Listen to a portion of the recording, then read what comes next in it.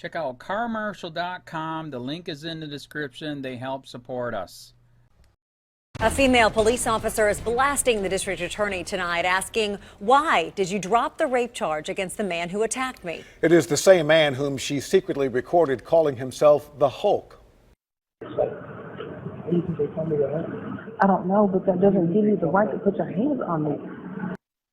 Chief investigative reporter Jeremy Finley first broke the story and spoke with the DA's office about dropping the charge. That's right, Tom. This man was a Metro police officer. His case was set to go to trial last week, but as part of a deal, he pleaded guilty to aggravated assault. The rape charge was dropped.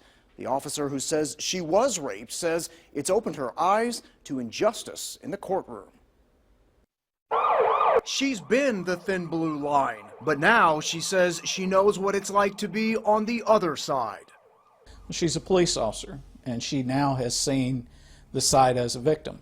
She says her ex-boyfriend, Julian Pirtle, raped and strangled her, and when he later showed up at the school where she works as a resource officer, she secretly recorded him.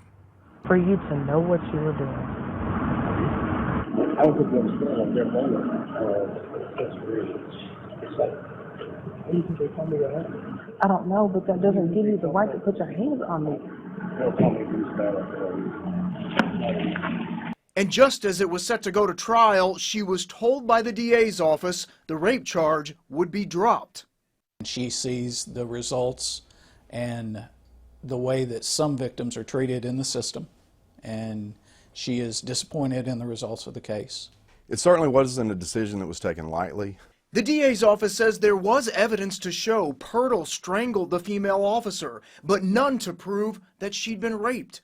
The female officer says she didn't report the rape until after Pirtle came to her workplace several days later. But what about that audio that even Pirtle wouldn't discuss when I questioned him after a court date last year? I've listened to the audio, the recording of you, and you refer to yourself as the Hulk. You want to explain why? Obviously, he makes comments about himself being angry, but and certainly that supported the aggravated assault. But in terms of the rape charge, we just did not have the evidence. Do you have concerns about the fact that since the rape charge was dropped, that other women will be slow to come forward because of this case? Well, certainly it is a concern, and we hope that that does not dissuade women from coming forward. Okay, so what are people supposed to do who say they've been raped? What can they take away from this case? Well, the DA's office says, as difficult as it always is, report what happened to you as soon as you can. The female officer tells me she's now going to use this experience in her daily work. You can read all about what she plans to do right now on WSMV.com. Tracy?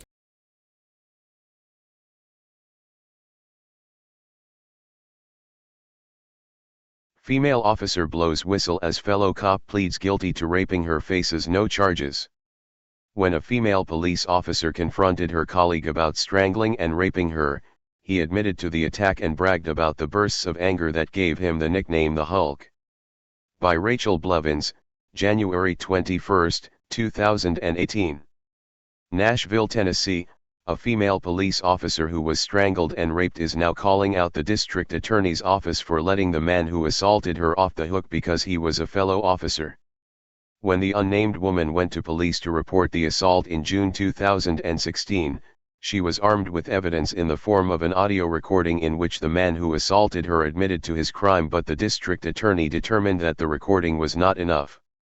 Julian Pirtle was charged with aggravated assault for strangling the woman, but because he accepted a plea deal, the rape charges he was facing were dropped, according to a report from WSMV News.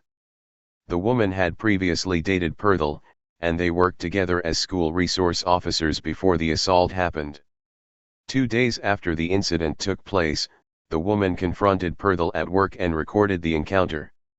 "I was so effing drunk," Pirtle said in the recording. Advertisement. "You were drunk?" the female officer asked. "And the look in your eyes. What did you see?" Pirtle responded. "What did I see? It looked like you wanted to kill me." "I have never felt that before," the woman said. "Did you know for 2 days that I could not swallow? For you to know what you were doing?" "I didn't. I don't think you understand that there are moments of intense rage," Perthel said, going on to say, "It's like, why do you think they call me the Hulk? I don't know, but that doesn't give you the right to put your hands on me," the woman said. "They don't call me Bruce Banner for no reason." "It's not an excuse," Perthel replied. When WSMV's chief investigative reporter, Jeremy Finley, confronted Perthel in October 2016, he said, "I've listened to the audio, the recording of you, and you refer to yourself as the Hulk. You want to explain that?" Perthel did not respond, and the report noted that during the Metro Police internal investigation, Perthel said he was just talking dirty to the female officer in the parking lot, and that she was setting him up by recording the conversation. While Perthel was fired from his job as a school resource officer, there are still questions remaining as to why the rape charge against him was dropped.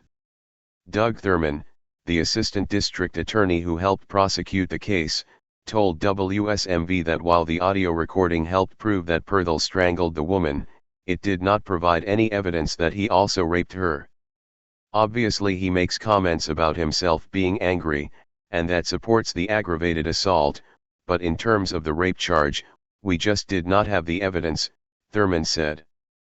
Perthel began receiving special treatment from Judge Rachel Bell in the case from day one when his bond was lowered from $75,000 to $5,000, and he was released on the same day he was arrested, according to jail records, even though he was facing aggravated assault charges. Now, the woman is calling out the district attorney's office in a statement in which she said the trial taught her that political influence and our flawed justice system have voices that supersede the needs of domestic violence and sexual assault victims.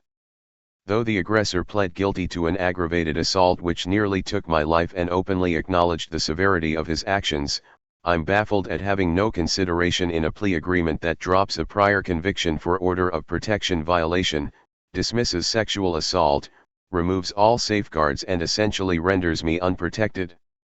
Being a victim made me realize I was owed justice that I'll never receive."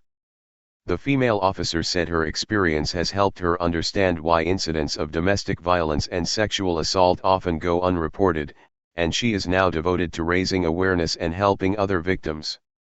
"I am moving forward with greater understanding of why so many domestic violence and sexual assaults go unreported, as victims are often dragged through lengthy litigation processes only to be unheard in the end," she said. WSMV News 4.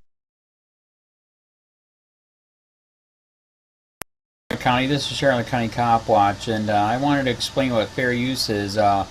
You can use pieces of news articles if you're doing it for news reporting, you have commentary, and you're doing it for education purposes. So that's what fair use is, as you can see right here. Another reason why I wanted to make this video is to let you know I have just joined with Patreon. A nice thing with Patreon, I make no money on YouTube. They took the money away years ago, and so this is another way to give, and it's a nice thing too because you can give monthly. You can give $1, $5, $10, whatever. I do 4 to 5 hours a day on trying to wake the sheeple up on how corrupt it is and different ways that you can fight the corruption. So Patreon is a way that you can do it, and then of course the old way is still there. Donate to Sheriff County Cop Watch with PayPal or credit card. So keep that in mind. 4 to 5 hours a day. I make no money, but the corruption happened to me and I'm sick of it, so I'm trying to wake people up. But my wife would love it if if we could get some help out there. There's 47,000 subscribers. Just think if each one of you subscribers just gave let's say actually yes, $1 a month. 47,000 subscribers gave $1 a month. That would be awesome. That's not going to happen. But anyways, that would be great if it did happen. But do the math in your head. Just think about it. Like I said, 4 to 5 hours a day. I get no money from YouTube. YouTube has gone nuts. You can't do anything anymore. They're taking the money away everywhere. So these are a couple different ways that you can still help out with all this time that I put in. And as you know, I'm in a special situation where at least I can do it. 4 to 5 hours a day. We have a cleaning company during the day. That's what allows me to do this, and we're debt free. So this is my hobby. I don't go fishing and all that other crap. I try to save the world.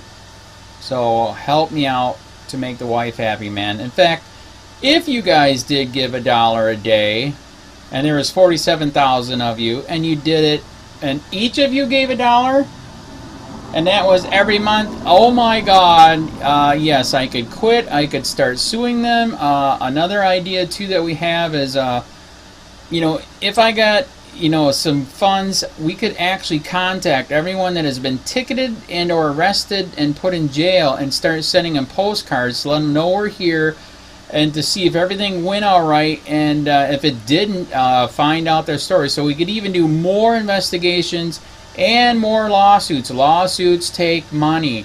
So just think about that. You know, 47,000 of you so far right now. You know, $1 a day. I mean, $1 a month on Patreon, or $5 a month Patreon, 10, 20, whatever. Just do the math in your head. Help out. This is a lot of work every single day. Thanks.